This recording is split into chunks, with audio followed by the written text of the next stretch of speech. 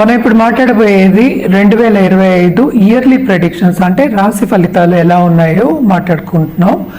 దానికన్నా ముందు మనం మాట్లాడుకోవాల్సింది ఏంటంటే గోచార రీత్యా ఎలా ఉంది, గోచారంలో ఏమేం ప్లానెట్స్ మూవ్ అవుతున్నాయి 2025లో ఫస్ట్ మాట్లాడుకోవాలి. ఏదైనా రాశి ఫలితాలు ఎప్పుడు మాట్లాడుకున్నా మనం గోచారమే ఫస్ట్ మాట్లాడుకుంటాము. మేజర్ ప్లానెట్స్ మనకు ఉన్నది ఏంటంటే గురు, అలాగే ఏంటంటే శని, తర్వాత రాహు, కేతువులు. ఈ 4 ప్లానెట్స్ కూడా, ఈ 4 గ్రహాలు కూడా ఈ సంవత్సరం మొదట్లోనే మార్చ్ నుంచి జూన్ లోపలే ఈ 4 ప్లానెట్స్ మూవ్ అవుతున్నాయి అన్నమాట. ఫస్ట్ మనం మాట్లాడుకోవేది ఏంటంటే శని. ఎందుకంటే చాలా మందికి ఏంటంటే భయం వేస్తూ ఉంటుంది, ఏల్నాట్స్ అని ఉంది, ఏల్నాట్స్ అని ఉందని చాలా భయపడుతూ ఉంటారు. ఎందుకంటే శని అన్నాక ఇబ్బంది పెడతారు కదా. సో మకర రాశి వాళ్ళకి పూర్తిగా పరిపూర్ణంగా ఏల్నాట్స్ అని వెళ్ళిపోతుంది అనమాట. అది ఎప్పుడు అవుతోంది, ఎందుకంటే శని గోచారమే మార్చ్ 29, 2025కి అవుతోంది. ఎక్కడికి వెళ్తోంది? మీనానికి వెళ్తోంది. కానీ ఇక్కడ బ్యాడ్ న్యూస్ ఏంటంటే మనం మేషరాశికి ఇప్పుడు ఏల్నాట్స్ అని అనేది మొదలవుతోంది అనమాట.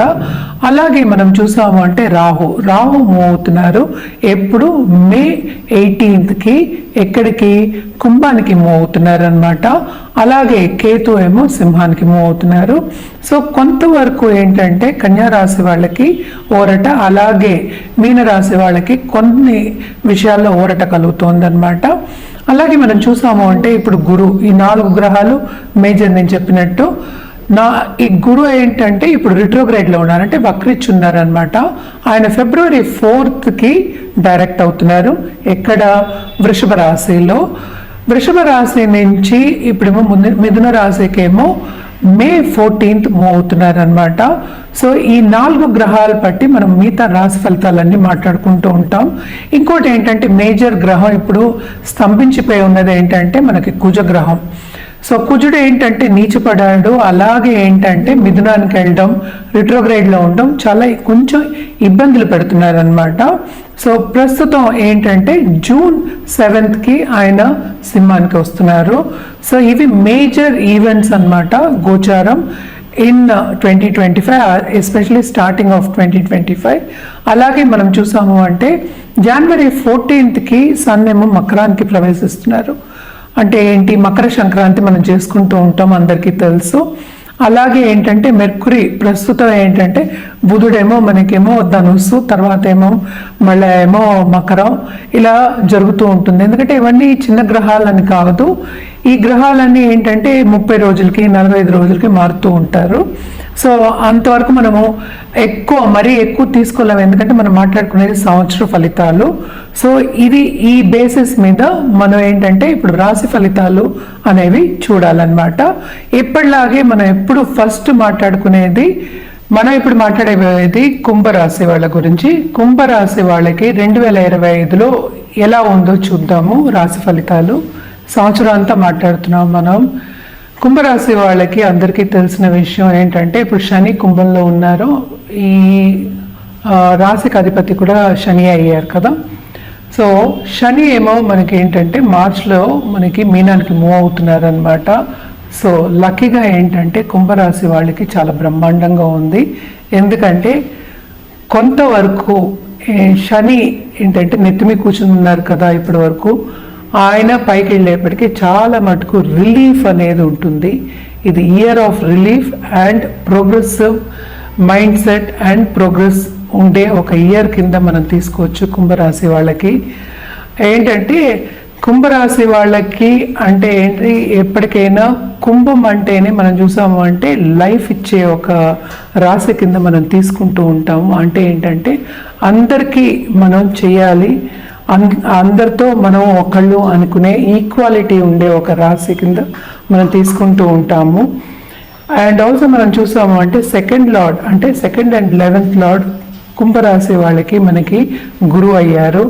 గురువు కూడా ఏంటంటే 5వ ఇంటికి మూవ్ అవుతున్నారు. ఇప్పుడు బ్రహ్మాండంగా ఉంది మార్చ్ తర్వాత, ఎందుకంటే 4th హౌస్లో కూడా జూపిటర్ ఉన్నారు.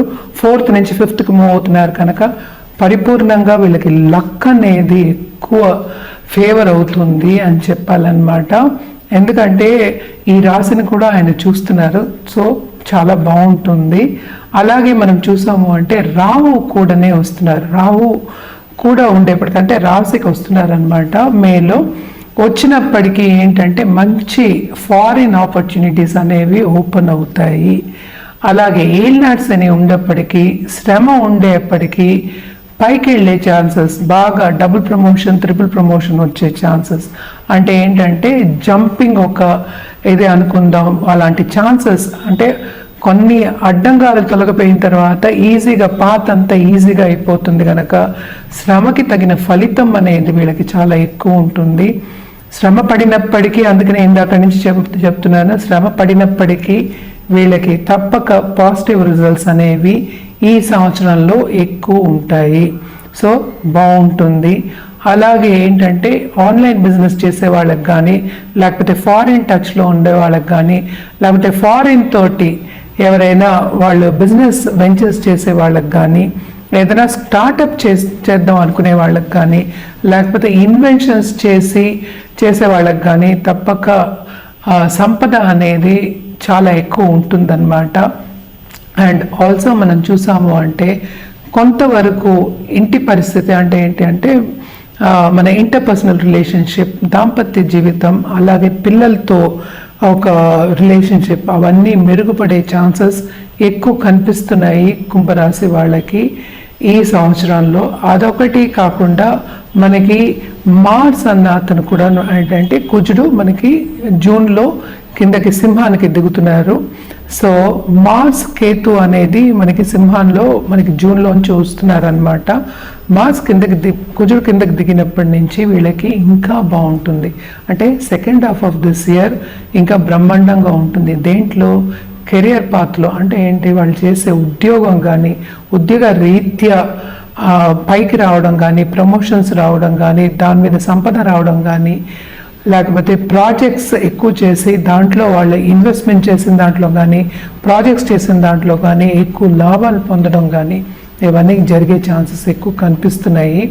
తప్పక శని అనుగ్రహం కూడా వీళ్ళకి ఉంది, అలాగే గురు అనుగ్రహం కూడా ఉంది కనుక వీళ్ళకి ఈ సంవత్సరం అంతా బ్రహ్మాండంగా ఉంటుంది. పట్టుకుందల్లా బంగారం అన్న కానీ అట్లీస్ట్ సిల్వర్ అయినా ఉంటుంది. తప్పక వీళ్ళు సిల్వర్ ఆర్నమెంట్స్ ఒంటి మీద వేసుకుంటే, నిత్యం వేసుకుంటే చాలా మంచిదన్నమాట. అలాగే కొత్త వెంచర్స్ వస్తాయి, కొత్త బిజినెస్ స్టార్ట్ చేసే ఛాన్సెస్ ఉన్నాయి. నేను ఇందాక చెప్పినట్టు ఆన్లైన్ బిజినెస్ చేసే వాళ్ళకి బ్రహ్మాండంగా ఉంటుంది. అలాగే ఏంటంటే వీళ్ళకి స్పిరిచువాలిటీ మీద మక్కువ చూపిస్తారు. అలాగే చదువుకునేది కూడా డిఫరెంట్ సబ్జెక్ట్స్, అంటే ఏంటి గుప్త సబ్జెక్ట్స్, ఒక ఆస్ట్రాలజీ కానీ, లేకపోతే మన న్యూమరాలజీ కానీ, టారో కార్డ్స్ కానీ, ఇంకా చాలా ఉన్నాయి ఇలాంటివి, మెడిటేషన్ కానీ, ఇలాంటివన్నీ స్పిరిచువల్గా గ్రో అయ్యే ఛాన్సెస్ ఈ సంవత్సరంలో కుంభరాశి వాళ్ళకి బ్రహ్మాండంగా ఉంది. సో తప్పక ఈ దశలో నడవచ్చు, మీకు నచ్చింది మీరు చేయొచ్చు, మీరు నచ్చిన గోల్ని మీరు సాధించే ఒక సంవత్సరం కింద మీరు తీసుకోవచ్చు అన్నమాట. అలాగే స్టూడెంట్స్కి కూడా చాలా బాగుంది. బయటికి వెళ్ళి తప్పక ఫారిన్ టచ్ వస్తుందన్నాను కదా, వాళ్ళ ఇంటి దగ్గర నుంచి దూరంగా ఉండడం కూడా మనం ఫారిన్ అని చెప్తూ ఉంటాం. ఫారిన్ అంటే యూఎస్ఏ, యూకే అవ్వక్కర్లేదు, ఏదైనా అవ్వచ్చు. ఇంటి నుంచి దూరంగా ఉండి చదువుకుని దాంట్లో పైకి వచ్చే ఛాన్సెస్ కూడా ఎక్కువ కనిపిస్తున్నాయి. అంటే ఉన్నత ఒక యూనివర్సిటీ కానీ, సపోజ్ ఐఐటి కానీ, ఐఎం కానీ, అలాంటివి పై చదువుల్లో చదువుకునే ఛాన్సెస్ ఉన్నాయి. ఉద్యోగులకి, నిరుద్యోగులకి ఉద్యోగ అవకాశం సెకండ్ హాఫ్ ఆఫ్ దిస్ ఇయర్లో బాగుంటుంది, తప్పక వస్తుంది. వాళ్ళ ఇంటర్వ్యూలో అంతా బాగా మెప్పించి మంచి ఉద్యోగం కానీ, లేకపోతే మంచి శాలరీ కానీ వచ్చే ఛాన్సెస్ ఎక్కువ కనిపిస్తున్నాయి. అలాగే ఉద్యోగం పోయి కొంతవరకు బాధపడే వాళ్ళకు కూడా ఈ సంవత్సరం కొంచెం ఊరట అనేది కలుగుతుంది, అంటే రిలీఫ్ అనేది కలుగుతుంది. అలాగే ఏంటంటే దాంపత్య జీవితంలో ఇందాక చెప్పినట్టు కొంత అనుకూల పరిస్థితి అనేది కనిపిస్తోందన్నమాట. అలాగే పిల్లలు చైల్డ్ బర్త్కి కానీ, లేకపోతే ఏంటంటే ఖరీదైన వస్తువులు, ఒక ల్యాండ్ కొనుక్కోవడం కానీ, ఇల్లు నిర్మాణం కానీ చేయడం అనేది కనిపిస్తోందన్నమాట. తప్పక పిల్లలు లేని వాళ్ళందరికీ, కొత్తగా దాంపత్య జీవితం స్టార్ట్ అయిన వాళ్ళందరికీ మంచి అనుకూల పరిస్థితి అనేది చెప్పాలన్నమాట. అలాగే పెళ్లి కాలేదు అనుకున్న వాళ్ళందరికీ కూడా పెళ్ళి అయ్యే ఛాన్సెస్ మే తర్వాత కొంతవరకు కనిపిస్తున్నాయి, తప్పక బాగుంటుందని చెప్పాలి. కుంభరాశి వాళ్ళకి జనరల్గా ఈ ఇయర్ అంతా బ్రహ్మాండంగా ఉందని చెప్పవలసి వస్తుందన్నమాట. ఎక్కడ వీళ్ళు జాగ్రత్త పడాలి అంటే తప్పక ఎప్పుడైనా సరే కంటిన్యూస్గా బాగుంటుంది, కంటిన్యూస్గా అలా బ్యాడ్గానే ఉంటుంది, కంటిన్యూస్గా గుడ్ పీరియడ్ ఉండదు. సో కొంతవరకు హెల్త్ విషయంలో జాగ్రత్త పడటం, అలాగే ఏంటంటే ఏదైనా తొందరపడి కొంచెం డెసిషన్ తీసుకోవడం అనేది కొంచెం చూసుకోండి. అలాగే ఏంటంటే పై వాళ్ళతో సన్నిహితంగా ఉండడం అనేది ఒకటి, ఇంటర్పర్సనల్ రిలేషన్షిప్ కాపాడుకోవడం అనేది మీకు సూచన. వీళ్ళు కూడా తప్పక రెమెడియల్ మెషర్స్ చేయాలి. రెమెడియల్ మెషర్స్లో కూడా ఏం చేయాలంటే వీళ్ళు దుర్గాదేవికి కంటిన్యూస్గా ఏ శక్తి రూపంకైనా సరే కంటిన్యూస్గా పూజ చేయడం, నిత్యం పూజ చేయడం మంచిది. అలాగే ఏంటంటే ఒక శనివారం గోవుకి అట్టిపండు పెట్టడం అనేది మంచిదన్నమాట. అండ్ ఆల్సో ఎప్పటికైనా సరే మనం చెప్పేది ఏంటంటే నిండు ముత్తైదుని ఇంటికి పిలిచి కొంచెం పెరుగన్నం పెట్టడం, చక్కెరతో కూడిన పెరుగన్నం పెట్టడం కూడా చాలా మంచిది. అలాగే చక్కెర దానం ఇవ్వడం కూడా చాలా మంచిది అన్నమాట. ఎంత దానం ఇవ్వాలని అందరికీ డౌట్లు ఉంటాయి. ఒక 200 గ్రామ్స్ నుంచి 500 గ్రామ్స్ వరకు మీ తరగతిని బట్టి ఇవ్వండి. ఎవ్రీ సాటర్డే ఇవ్వడం అనేది మంచిదన్నమాట.